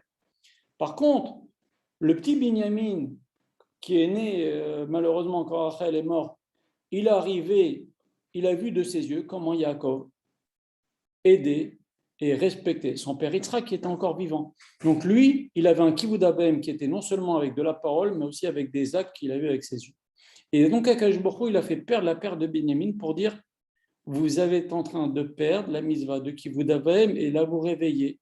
Et donc la haine c'est lié, la haine gratuite c'est lié aussi avec la vente de Yosef et vous réveillez ça, il va venir détruire le temple. Il leur a fait un remez à Akash Baruch Hu. C'est pour ça qu'il y a eu cette histoire-là. Réveillez-vous, le temple va être détruit. Okay. Maintenant, pourquoi Dama Ben Netina, il a une vache rousse en récompense? Pour montrer aussi aux Chachamim de cette époque que la mitzvah de Kivud Avaim, ça doit être fait comme un chok. Pas parce que tu penses que c'est bien, parce que tu penses que c'est... Parce qu'Akash Baruch Hu, il va te rallonger la vie ou dans le Olam Haba, etc. Non, non, parce que tu penses que c'est normal, je dois tellement à mes parents. Non, tu dois le faire parce qu'Akash Baruch Hu le veut. Et la volonté d'Akash Baruch Hu, elle passe même au-delà de tes sentiments. Et on voit ça chez qui? Chez Rachel. Rachel Imanou, on dit qu'il n'y a que les descendants de Rachel qui vont pouvoir gagner ça. Pourquoi? Parce que Rachel Imanou, Elle a dit la volonté d'Hachem est encore plus grande que mes sentiments filiaux avec mon père. La volonté d'Akash Baruch Hu, c'est que mon père ne fasse pas Avodah Zarah. Elle lui a piqué l'Avodah Zarah. Ça lui a coûté la vie. Ça lui a coûté que Lavan, il a poursuivi Yosef et ça a mis sa famille en danger. Mais elle a dit Kivud Avahem, ce n'est pas seulement selon mon Sechel, il y a la volonté d'Akash Baruch Hu qui dépasse dessus tout, par-dessus tout. Elle a volé les téraphim. Et donc, les Chacham, Akash Baruch Hu a voulu leur faire un remez au Chachamim. La pierre de Benjamin qui faisait le Kivud Avahem, elle a été perdue chez vous pouvez acheter la pierre chez un goy, mais lui aussi fait Kivud Avahem. Et qu'est-ce qu'il a? Il a une vache rousse. Et ça me rappelle qu'il faut faire la mitzvah comme un chok. En vérité, beaucoup de mitzvot n'ont pas été expliquées dans la Torah. Il y a quelques mitzvot que la Torah a dit, si vous faites ça, il y aura ça. Par exemple, les mitzvot du roi. S'il a beaucoup de femmes, il va perdre la tête. S'il a beaucoup d'argent, il va devenir orgueilleux. S'il a beaucoup de chevaux, il va revenir en Égypte. Eh bien, pile, Shlomo Melech a dit, eh bien non, mais moi, c'est ça. C'est pour ça qu'Hachem a dit qu'il ne faut pas avoir beaucoup de femmes. Moi, j'aurais dit femmes, 1000 femmes, elles ne vont pas me tourner la tête. Hachem a dit qu'il ne faut pas avoir beaucoup d'argent pour ne pas avoir de la gava. Eh bien, moi, j'aurais pas de gava. Et dans les trois, la Torah nous dit qu'il a fait ça, ça et ça, ce que la Torah avait prévu. Quand on a beaucoup de femmes, aura beaucoup de femmes, ou s'il a beaucoup d'argent, ou s'il a beaucoup de chevaux, il va retourner en Égypte.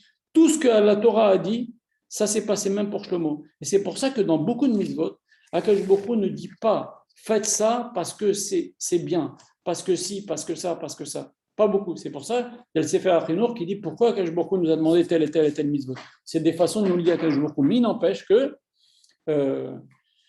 il faut faire les mitzvot comme un chok. Faut pas, parce que nous on comprend, parce que c'est bien, etc. C'est bien de chercher, c'est bien d'essayer de comprendre, mais il ne faut pas mettre notre sechel au milieu. Et c'est pour ça que la Torah nous dit Zot Rukat à Torah. Zot Rukat à Pessah, excusez-moi, il y a marqué dans la Torah Zot Rukat à Pessah. Mais Pessah, tout le monde sait que ce n'est pas un chok, puisqu'on dit le soir du Seder Pessah Ze Al Shuma. Pourquoi on prend ce korban de Pessah, cet os là qui rappelle le korban de Pessah? Parce qu'Akash Baruch Hu, il est passé par-dessus les maisons. Alors, on le sait. Alors, pourquoi on te dit Zot Rukat à Pessah? Pour nous apprendre que les mitzvot, il ne faut pas mettre notre sechel au milieu. C'est vrai qu'Akash Baruch Hu, des fois, il donne des explications, mais il faut les faire comme un chok. Et c'est ça qu'Akash Baruch Hu a fait, que ce Dana ben Netina, il vient chez lui une vache rousse. Et c'est aussi une défense pour les Bnei Israël. Pourquoi? Parce qu'il y avait une accusation pour les Bnei Israël. Voilà lui qui vous avait. Mais maintenant, cette accusation, elle a un petit peu lavé parce que les Juifs, ils sont prêts à dépenser même pour une mitzvah qui ne comprennent pas la mitzvah de la vache rousse. Et donc, pourquoi cet épisode a eu lieu avant la destruction du temple par les descendants d'Ésav? Et on avait dit tout à l'heure que le territoire du temple était sur le territoire de Binyamin. En vérité, Akash Baruch Hu veut faire comprendre, et cette pierre de Binyamin qui tombe, veut leur faire comprendre. Vous avez perdu la qualité de Binyamin, qui faisait le Kivud Avahem au top, parce qu'il a vu avec ses yeux comment son père faisait Kivud de Yitzhak. Akash Baruch Hu, il a voulu renforcer les Juifs de cette génération, juste avant le second temple, pour dire ne tombez pas, renforcez-vous dans le respect des parents, et attention aussi, parce que c'est lié, ça rappelle la faute de Yaakov, la peine qu'on a fait à Yaakov, et c'est lié aussi à la haine entre les Bnei Israël, la vente de Yosef. Et finalement, malheureusement, il y a eu cette histoire de Sinat Chinam, et à cause de ça, le temple a été détruit. Mais que je leur envoyé des petits avertissements. Et après, il y a eu les 10 Harug et Malchut, ça a eu lieu à la fin du deuxième temple, car la faute de Yosef et la peine qui a été causée à Yaakov, elles ont été réveillées à ce moment-là, au moment où les Juifs ont fait la haine gratuite. Et donc, Akash Baruch Hu a voulu leur faire un remède. Et si on voit dans la paracha de hier, que dit Yaakov? Il dit, rassemblez-vous, je vais vous dévoiler ce qui va se passer à la fin des temps. Akash Baruch Hu, il ne le laisse pas dévoiler. Pourquoi? Parce que déjà, Yaakov, il a redonné le secret. Rassemblez-vous. Si vous vous rassemblez, il y aura la fin des temps.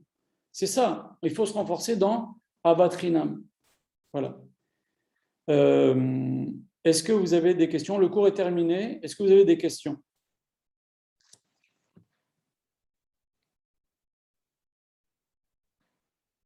Une heure 11. Il y a des questions? Moi, je voulais juste savoir, M. Cohen, on parle beaucoup de la peine de Yaakov, mais on ne parle pas de la peine de Binyamin. Binyamin n'a pas eu de peine, il n'a pas cherché à savoir où il est son frère, qu'est-ce qui s'est passé? Razak, une excellente question, madame, excellente question.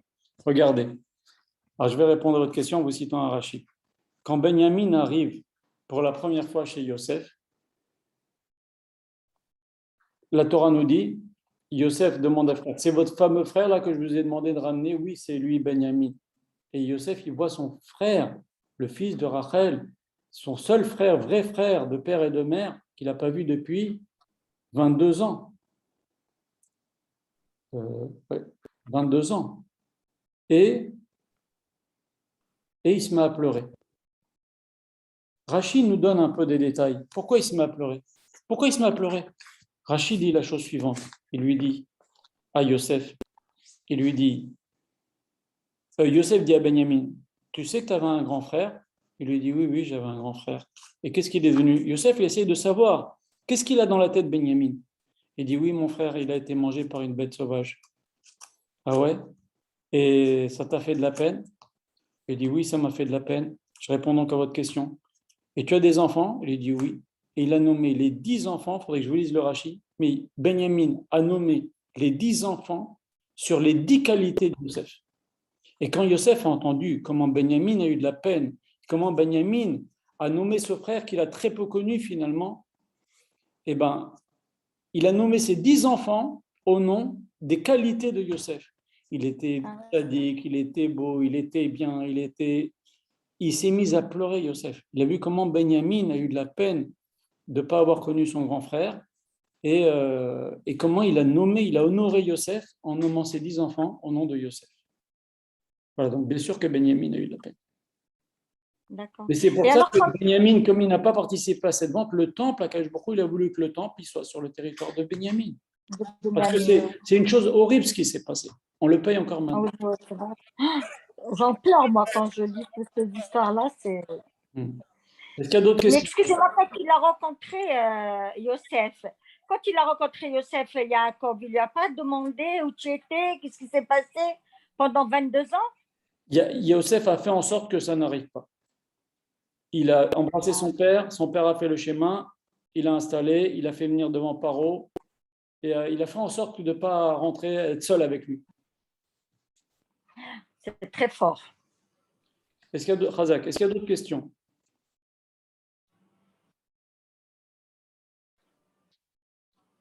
Est-ce qu'il y a d'autres questions? Magnifique. Il n'y a pas d'autres questions? Est-ce que ça vous intéresse un petit 10 minutes qu'on parle de Gilgulim? Ou oui. Ceux qui veulent quitter peuvent quitter? Hein? Ça nous intéresse. Ça vous intéresse? Oui. Alors, je vais couper le micro de certaines personnes, comme ça, on va pouvoir continuer le cours Bezrat Hashem. C'est optionnel, hein. Ceux qui veulent partir, ils peuvent, je ne me vexerai pas. Ok? De toute façon, je ne me vexe pas. Alors, regardez. Attachez les ceintures. En vérité, le Rav pose la question suivante. Il nous dit, en vérité, à quoi ça nous sert de savoir toutes ces histoires de Gilgulim? Un juif, il doit savoir que il est venu pour arranger quelque chose. On est tous des Gilgulim, on est tous revenus pour arranger quelque chose. On a dit plusieurs fois dans les cours comment savoir ce qu'on est venu arranger, etc. Mais maintenant, à quoi ça nous sert? À quoi ça nous sert que savoir celui-là, Yaakov, le Gilgul de Adam, etc. À quoi ça nous sert? Ça nous sert à comprendre que des fois, il arrive quelque chose dans la vie de quelqu'un qui est difficile. Et si on n'a que la vision que de notre vie, on ne sait pas ce qui se passe dans le Olam Haba, parce que Akash Baruch Hu, il récompense, Akash Baruch Hu, c'est une capara sur nos fautes, les choses que l'on vit, ou alors c'est quelque chose qu'on a mal fait dans une génération précédente et qui nous est donné l'occasion de réparer. Des fois, c'est difficile, il y a des épreuves, etc. Si on n'a pas cette vision-là avant et après, eh ben, l'homme, il peut être très malheureux. Comprenez? Mais si on a cette vision-là, que par exemple, vous voyez des tzadikim qui souffrent, mais en vérité, ils sont capables sur les Bnei Israël, ou alors à savoir ce qu'ils ont fait avant, comme nous ont dit les Chachamim, les tzadikim qui souffrent, pourquoi les tzadikim, certains tzadikim souffrent et d'autres ne souffrent pas? Les Chachamim ont dit tzadik ben tzadik et tzadik ben racha. On avait dit dans le cours sur Yona que tzadik ben tzadik, c'est pas seulement tzadik fils de tzadik, c'est tzadik dont le Gilgul précédent c'est un tzadik. Et tzadik ben racha, Un tzaddik dans le Gilgul précédent, c'était un rachat, il faut qu'il souffre. En vérité, quand on revient au Gilgul, on doit passer exactement les mêmes choses qui étaient dans le Gilgul précédent. Il nous a donné l'occasion de réparer. Voilà, donc c'est important, finalement, si on veut aller un petit peu plus loin, pour, comment vous dire, pas avoir de la peine des événements qui se passent dans la vie, parce qu'il faut savoir qu'on ne voit qu'une partie du film. Regardez qu'est-ce qu'on va lire dans Béchalar. Il y a marqué « Vayar Israël et Misraël metasafat vayaminu b'Hashem ou b'Moshe Avdo » Ils ont vu comment les Égyptiens sont morts dans l'eau. Ils ont commencé à avoir confiance en Moshe Rabbeinu et en Kadosh Baruch Hu. Mais comment ils n'ont pas eu confiance avant? Au contraire, quand Moshe Rabbeinu, on va le voir dans Shemot, il va se dévoiler au Bnei Israël. Il y a marqué mes fourrages, les Bnei Israël, ils ont cru que Moshe Rabbeinu c'est le libérateur. Il leur a donné les secrets, pas code, etc. Et ils ont vu à Kadosh Baruch Hu les 10 plaies. Pourquoi on nous dit maintenant, au moment où il y a les Égyptiens qui sont noyés, etc., ils ont eu confiance, ils ont cru en Moshe Rabbeinu et à Kadosh Baruch Hu. C'est pour nous dire que quand on voit la fin du film, on comprend. On a vu que les Égyptiens ils sont noyés parce qu'ils ont noyé les petits-enfants. La promesse d'Akash Baruch Hu qu'on va sortir avec des grandes richesses, on va sortir avec des grandes richesses. Il n'y a que des fois, en arrivant à la fin du film, qu'on arrive à comprendre. C'est pour ça que c'est assez intéressant. Moi, personnellement, c'est quelque chose qui me parle. J'aime bien savoir un peu c'est quoi les Gilgulim, etc. Qu'est-ce que Akash Baruch Hu a fait dans tous ces événements. Et en vérité, si on va un peu plus loin dans l'histoire de Adam, de Yaakov, et de Yosef et des frères, et d'Asarat Harugé Malchut, je vais vous en parler maintenant si vous voulez. Vous savez qu'Adam Arishon, il a fait 2 fautes. Il a fait la faute d'avoir mangé le fruit. Chava, elle est venue, le Nachash l'a persuadé, elle lui a pris du raisin, elle lui a versé dans la bouche, il ne l'a pas touché, et donc il a avalé ce fruit-là. Il y en a qui disent que c'était du jus de raisin, donc. Il y en a qui disent que c'était du blé. Et ça, c'est la première faute. Faute d'Adam Arishon, connue, là aussi, c'est des choses qu'on n'arrête pas tous de réparer, chacun à son niveau. Okay, quand vous faites Kiddush vendredi soir, quand vous faites l'Arba Kosot, c'est sur du vin, c'est selon l'opinion qui dit que, c'est pas seulement pour ça, hein, mais entre autres, en passant, on répare la faute d'Adam Arishon qui a bu du vin dans la Avera et nous, on va boire du vin ou du jus de raisin dans la mitzvah. Quand on fait Motzi, c'est selon l'opinion qui dit, pas seulement que pour ça, pour honorer le Shabbat, etc., pour faire Birkat Hamazon, mais aussi pour réparer, ou quand on mange la matzah, c'est pour réparer selon l'opinion qui dit que c'était du blé, le fruit défendu. Voilà. Maintenant, une deuxième faute qu'a fait Adam Arishon, c'est qu'il s'est séparé de sa femme pendant 130 ans. Et pendant ces 130 ans, il a perdu beaucoup de semences et ça a créé avec ça tous les Shindalais, toutes les forces du mal, etc. Et ces semences-là sont venues dans l'époque, donc du Yetzer, hein, c'est de la Tahava, hein, elles sont venues dans l'époque de Noach.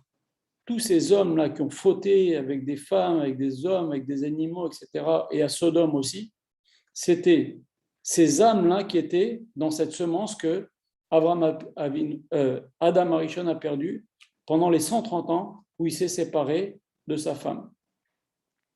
Et Yaakov Avinu, il arrive chez Paro, il dit, à quel âge il arrive? Je vous le donne en 130 ans. Il dit, j'ai des années mauvaises et difficiles. 130 années, j'ai 130 ans.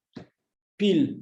En vérité, Yaakov Avinu a réparé en partie cette faute d'Adam Arishon de s'être séparé de sa femme et d'avoir fait cette perte de semences-là. Et à partir du moment où il a passé les 130 ans que Adam Arishon s'était séparé de sa femme, eh bien, il a commencé, Yaakov, il a eu enfin des années de bonheur, 17 années de bonheur. Et donc, nos Chachamim nous disent aussi que le bétail que Yaakov avait, il a gardé nuit et jour dans la difficulté, il a sauvé, etc. On dit aussi que c'était ces Neshamot-là qui ont été noyés, donc les Neshamot qui descendent de la semence d'Adam Arishon, qui ont été noyés dans l'époque du déluge, elles sont revenues dans l'eau, encore une fois, que buvait le troupeau de Yaakov, et il s'est multiplié. Au début, le Chachamim nous disent que Laban lui a donné 70 bêtes malades, fatiguées. C'était les 70. Tiens, les 70 que les Juifs vont arriver, 70 en Égypte. Et à la fin, Yaakov, il a vu, selon une certaine opinion, 300 000. Il avait un bétail de 300 000 quand il a affronté Esav. Il y en a qui disent même 600 000. Et bien, il y en a qui disent dans le Midrash que Yaakov a vu au moment de sa mort, il y avait déjà 600 000 Juifs parce qu'ils se sont multipliés. Et donc, en vérité, ce bétail que Yaakov a bien gardé, c'était ces âmes-là qui dépendaient de la faute d'Adam Rishon, qui sont revenus dans l'époque du déluge, et ils sont revenus maintenant dans le troupeau de Yaakov. Et Yaakov, il est descendu en Égypte, et finalement, sa famille s'est multipliée, et tous les Juifs qui étaient en Égypte, c'était des Gilgulim, des gens qui ont fait la faute de l'époque de Noar. C'était quoi? C'était la débauche. Et les Juifs, ils se sont bien tenus en Égypte. Ils n'ont pas fauté dans la débauche. Ils ont réparé cette chose-là. Mais malheureusement, il y en a qui encore une fois été tués par l'eau, les petits-enfants qui ont été noyés, comme à l'époque du déluge, les Juifs ont été noyés. Voilà. Et idem, il y en a qui disent que les Égyptiens qui ont fait du mal aux Juifs, c'était aussi, en tous les cas, les Égyptiens à l'époque de Yosef, il y en a qui disent aussi que c'était des Gilgulim de l'époque du déluge. Et Yosef, c'est pour ça que Yosef les a fait circoncire, pour qu'ils se calment un petit peu dans la débauche. Voilà. Maintenant, au niveau de la faute d'Adam Arishon, vous voyez que aussi, selon l'opinion qui disent que c'était du raisin ou du blé, Yosef, il est sorti avec quoi? Il a fait aussi la réparation de quoi? Avec le maître échanson, c'est une histoire de vin, et le maître panetier, avec une histoire de pain. Bon, il y a beaucoup à dire, et on répare avec l'arba kosot et la matzah. D'accord? Et maintenant, au niveau d'Asarat Harug Malchut, qu'est-ce qu'on dit? On dit Rabbi Akiba ben Yosef. Lui, dans la Asarat Harug Malchut, les 10 frères sont venus, et même Yosef, parce que Yosef a entraîné cette chose-là, avec son Lachon Hara, etc. Et ses rêves qu'il racontait, il les a excités, les frères. Et donc, Akiba ben Yosef, Rabbi Akiba, et c'était le Gilgul de Yosef Hatzadik. Il y en a qui disent aussi que c'était le Gilgul de Yaakov, parce que Yaakov n'a pas freiné à Marc Loquet. Et comment il est mort, Rabbi Akiba? En faisant le schéma. C'est que Yaakov, c'est lui qui a institué le schéma. On l'a vu à la fin de la paracha de la semaine dernière, qu'on a lu hier. Venez, je vous rassemble. Et la Neshama, la Shechina a quitté Yaakov. Il a dit, est-ce que parmi vous, il y a un qui n'a pas l'Emouna? Tous les frères ont dit, Shema Israël Hashem Elokeinu Hashem Echad. Et qu'est-ce qu'a dit Yaakov? Il a inventé le Kaddish ce jour-là. Il a dit, Amen. Regardez le Targum Yerushalmi, Yaakov a dit, Amen, Yeshem Rabam et Barach, Lala Malmaya. C'est Yaakov Avinu qui a écrit le Kaddish. Et la Gemara dit que non, il a dit, mais c'est exactement la même chose. L'un c'est en araméen, et l'autre c'est en Amen Yeshem Rabba et Baruch Shem Kavod Malchut Olam, ça veut dire la même chose, que le nom d'Hachem soit grandi et respecté et honoré. Et donc, comment il est mort Rabbi Akiba? En faisant la même chose que Yaakov Avinu, il a fait le schéma. Il a été griffé avec des peignes en barzel. Barzel, c'est parce qu'il a eu 4 sœurs, 4 femmes. C'est Bila, Rachel, Zilpa, Léa. Il a payé encore Yaakov Avinu en revenant en Gilgul dans Yosef Hatzadik. Voilà. Reuven, c'était Rabbi Eliezer. Rabbi Eliezer n'a pas été tué, mais il a été mis en nidouille pendant 40 ans. Pour une histoire, bon, on ne va pas rentrer là-dedans. Et un beau jour, au bout de 40 ans, Rabbi Akiba et les Chachamim de cette époque sont venus voir Rabbi Eliezer. Rabbi Eliezer, au lieu d'être content, il leur a dit, vous allez tous mourir. Rabbi Akiba, il dit, et moi, toi, tu auras une mort encore plus difficile. Comme ça, lui dit Rabbi Eliezer. Rabbi Eliezer, qui était le Gilgul de Reuven, lui, il n'a pas été tué. Pourquoi? Parce que Reuven a voulu sauver Yosef.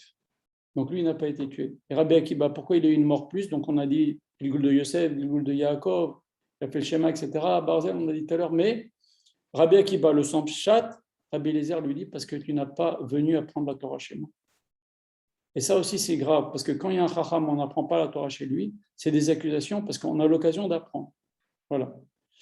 Et si vous voulez, pour terminer, une petite histoire, il y a une étincelle de Yosef Hatzadik qui est revenue, et une étincelle de Poutifar qui sont revenus. Et la Gemara nous raconte dans Menachot, page 44, une histoire étrange. Il y avait un homme qui était un homme débauché. Il allait avec toutes les prostituées. Okay? Et il a entendu qu'il y avait une prostituée très très jolie dans un endroit très éloigné qui demandait une très grosse somme d'argent pour faire de la bêtise avec elle. Et donc il a fait envoyer cette somme d'argent-là en avance et il s'est rendu chez elle. Et elle avait 7 lits en argent, nous dit la Gemara, et un lit en or. Elle était dénudée sur le lit en or en haut, et lui, il arrive chez elle, et la servante de cette femme dit à la femme, il est venu, l'homme qui t'a envoyé je crois que c'était 400 dinars en or, et donc, lui, il se déshabille, et voilà que le tzitzit lui colle les yeux comme ça. Et il s'assoit par terre, et il ne veut plus faire la bêtise avec elle. Et elle descend, elle se rhabille, elle descend, et elle dit, qu'est-ce qu'il y a, t'as vu quelque chose de moche chez moi? Elle lui dit, non, non, tu es une très très jolie femme. Mais seulement nous, on a une mitzvah de tzitzit, et dans laquelle il y a marqué 2 fois, Ani Hashem Elokechem. Et quand j'ai mis les tzitzit qui m'a frotté sur les yeux comme ça m'a rappelé qu'Akadosh Baruch Hu ne veut pas qu'on suive le Yetzer Hara de la débauche. Et donc, je ne veux pas faire avec toi. Et en vérité, elle lui a dit, mais elle a été impressionnée par cet homme. Alors que tous les hommes faisaient des pieds et des mains pour être avec elle, payer. Lui, il a payé, il est parti, il n'a pas voulu faire avec elle la bêtise. Je lui ai dit, écoute, écris-moi sur un papier ton nom et dans quelle ville tu es. Il lui a écrit. Elle a vendu un tiers de ses biens, elle a donné à la royauté du pays où elle venait. Un tiers de ses biens, dit la Gemara, elle a donné aux pauvres. Un tiers de ses biens, elle est venue avec ses 7 lits. Elle est partie chez, je crois, son rav, je ne me rappelle plus le nom de cette yeshiva, il lui avait donné le nom, la ville, etc. Et elle lui a dit, convertis-moi. Elle s'est convertie. Et après, elle a demandé au rav, je veux cet élève. Et cet élève lui dit, tu ne l'as pas eu dans l'interdit, mais tu l'auras dans le permis. Et effectivement, il va se marier avec elle, elle aura ses 7 lits, etc. Et Noacham Arizal dit que cet homme-là, qu'est-ce qu'il a sauvé? C'est l'étincelle de Yosef Hatzadik. Et cette femme-là, elle avait l'étincelle de Potiphar. Et en vérité, ce qu'elle voyait dans l'astrologie, qu'elle va être avec lui, etc., c'est dans un Gilgul suivant.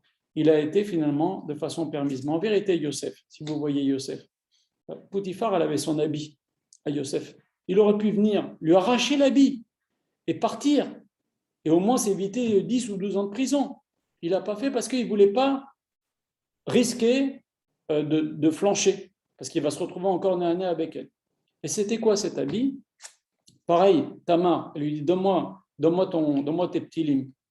Tamar, elle a demandé le talit à Yehuda, sinon il ne faudrait pas. Et bien pareil, Poutifar, elle a arraché le talit à Yosef, parce qu'il savait que tant qu'il avait, il ne faudrait pas. Et c'est ce talit qui vient en Gilgoul qui va venir le sauver quand il va revenir en Gilgoul. Voilà. Encore beaucoup à dire. Il y a des questions ou non? On arrête les questions. Je souhaite Shavua Tov. C'était très beau, Rav. Bon. Très belle histoire aussi. Je ne suis pas Rav. Magnifique. Bon, c'est très beau. Bon, ça m'a fait plaisir. Shavua Tov, Shavua Tov. Shavua Tov, Shavua Tov. Merci beaucoup, M. Cohen. Merci. Je vous en prie. Merci. Shavua Tov. Ah, c'est dur, hein, les Gilgoul, là. Pardon? Ça va me perturber ce soir. De quoi? Les Gilgoul? Les Gilgoulim, là. C'est trop... De quoi? Les Gilgoul? Rav, une petite question. Ouais, allez-y. Les Gilgoul, ils peuvent remonter jusqu'à quand? Pardon, madame? Par exemple, pour nous aujourd'hui, pour nous. J'entends mal. J'entends mal, madame. Oui. Pour nous qui vivons aujourd'hui, nous sommes les Gilgoulim d'âme, n'est-ce pas? J'entends rien, madame. Je suis désolé, j'entends rien. Elle voulait dire que nous sommes de la réincarnation. Nous sommes des Gilgoulim. Tous des Gilgoulim. Aujourd'hui, il n'y a plus de Neshama nouvelles. Les Neshama nouvelles, c'est des Neshamot comme celle du Baal Shem Tov, comme celle du Harizal, que quand Adam Rishon a voulu fauter, Adam Rishon, il avait toutes les Neshamot en lui. Okay? Même les Neshamot de Haman, de Hitler, de tous les tzadikim, tous les Rechaim. Okay? Mais il y a des Neshamot, quand il a vu qu'il avait fauté, elles l'ont quitté. Et ces Neshamot-là, ils sont propres. C'est des Neshamot exceptionnels qui viennent et qui donnent des hommes qui n'ont rien à voir avec leur génération. Comme par exemple le Harizal, il était comme un Tana. Il voyait tout ce qui passait dans le ciel, il n'était aucun rapport avec sa génération. Pareil pour le Baal Shem Tov, ou pareil pour le Gaon de Vilna. C'est des Neshamot nouvelles, mais c'est rarissime. On est tous des Gilgoulim. En général, il y a 3 Gilgoulim, on a 3 chances. Voilà. Bon, ça pourrait faire l'objet d'un cours. C'est ce que je voulais vous demander. Nous, en tous les cas, j'ai dû le dire dans un des cours, que nous, si vous voulez, il y a deux choses qu'on peut faire. C'est voir quel est notre Yetzer Hara. C'est là qu'on est. On a Yetzer Hara pour faire quelque chose. Un type a Yetzer Hara de manger des choses interdites, Yetzer Hara des femmes, Yetzer Hara de voler. Okay, et ben c'est que dans les là où il y a le plus de Yetzer Hara chez une personne, c'est ça qu'il est venu arranger. Okay, maintenant, c'est la réparation. C'est la réparation. Et là où c'est facile pour lui, les mitzvot qui sont faciles pour lui à faire, par exemple, quelqu'un qui a un talent de donner des cours, des cours de femmes, des femmes qui donnent aux femmes, des hommes qui donnent aux hommes, etc., ou qu'il y en a qui a un talent, et ben c'est là où il a une mitzvah facile pour lui, ça c'est sa mission. Ce n'est pas sa réparation, c'est sa mission. Okay, ça, maintenant, il n'empêche que nous, en tant que juifs, on doit tout faire, toutes les mitzvot. Tu fais toutes les mitzvot simplement avec mimout, tu répareras forcément. Voilà.